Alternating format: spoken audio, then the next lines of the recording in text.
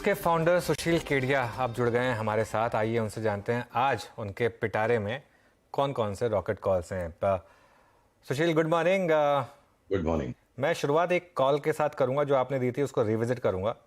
Bombay stock exchange जो 450 पर था, पिछली बार जब मैंने आपसे पूछा था तो आपने कहा था कि आपके सौदे पे मैं नज़र ना लगाऊं और बायबैक प्राइस से ऊपर ही बेचेंगे, उससे नीचे नहीं बेचेंगे। ऑलमोस्ट आ गए अब हाँ। हम उस प्राइस पर। 822, 823 इस समय बॉम्बे स्टॉक एक्सचेंज। पहले तो इस पर अपडेट हो जाए। तो देखिए अनुज, ये लास्ट अपनी जब बात हुई थी तो ये पीली लाइन से ट्रायंगुलर ब्रेकआउट हो रहा था। मैं आशा कर रहा हूँ मेरी ये चार्ट दिख रही है आपकी स्क्रीन पर। और उसका प्रोजेक्शन आ रहा था करीब करीब 860-65। तो अब यहाँ पे ये जो बातें बची है सिमेंटिक्स की बची हैं। देखिए, नई एंट्रीज तो अब कोई इस भाव में हो नहीं सकती।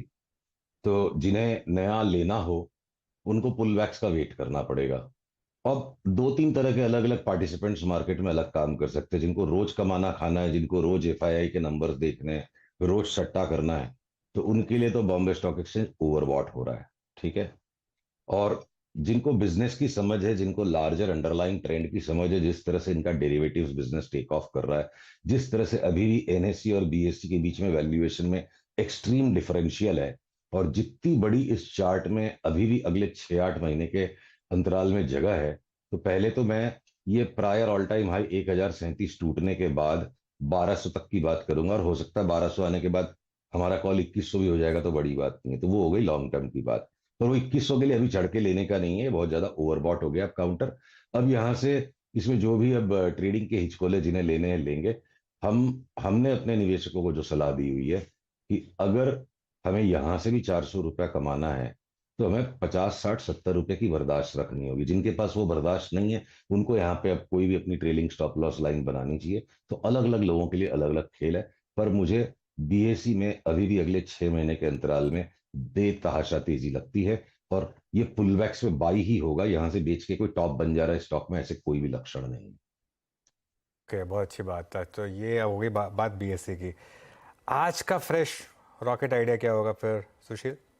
अनुज, रॉकेट्स तो बड़े बड़े छूट रहे हैं, पर चक्कर ये है ना कि जैसे अपनी 1 महीने पहले भी बात हुई थी, जिन स्टॉक्स को लेके बैठना चाहिए लॉन्ग रन में, जिनमें अच्छी क्वालिटी है, उनकी सबकी चार्ट्स भारी हो चुकी है। और जहां आप ये देखो, अब जैसे अब कोई एकदम ही अभी मोमेंटम में सट्टा ही खेलने का बाजार है, तब हमने अपने निवेशकों से जो भी मोमेंटम ट्रेडिंग के लिए भी पैसा लो डिजिटल नाम का शेयर्स दिलवाया उनको कि ये 5 बैगर लगता है यहाँ से।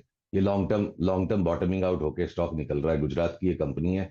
और और ये भी लोन देने में काफी टेक्नोलॉजी वगैरह को इस्तेमाल कर रही है। तो 5 बैगर तो बाद की बात है, 50 का पहले हमें 100 मिल जाए। अभी तो हम फिलहाल उतने के लिए खेल रहे हैं। तो इस तरह के स्टॉक्स के लिए देखिए, आपके निवेशकों को ये ध्यान रखना, मैं उनसे रोज तो बात कर नहीं पाऊंगा जैसे मेरे सब्सक्राइबर से होती है। तो कब निकलना है ये देखने के लिए नंबर ऑफ स्टॉक्स कितने बढ़ाए हम। अब फ्लोर कैम में भी हो सकता है 2-4 दिन में हमारे यहाँ एक बड़ा रैली कॉल आ जाए। रैली कॉल में भी डबल हो सकता है स्टॉक। तो वो देखिए, साइड मार्केट में बड़े स्विंग्स हैं। और ए ग्रुप के स्टॉक्स थके हुए हैं। बढ़ने में और घटने में दोनों में बिल्कुल म्यूटेड चाल आती है। और बिल्कुल एक झटके से ये जैसे इन्फोसिस 10% एक ही झटके में गिर गया, एमएनएम 5% एक ही झटके में गिर गया, आईटीसी एक ही झटके में गिर गया। तो लार्ज कैप स्टॉक्स में फ्रेजिलिटी है। और ये स्मॉलर स्टॉक्स के अंदर में स्मूथ स्विंग्स हैं, पर क्वालिटी नहीं है। तो वो अपनी चॉइसेस के अनुसार काम करना होगा सबको। ओके।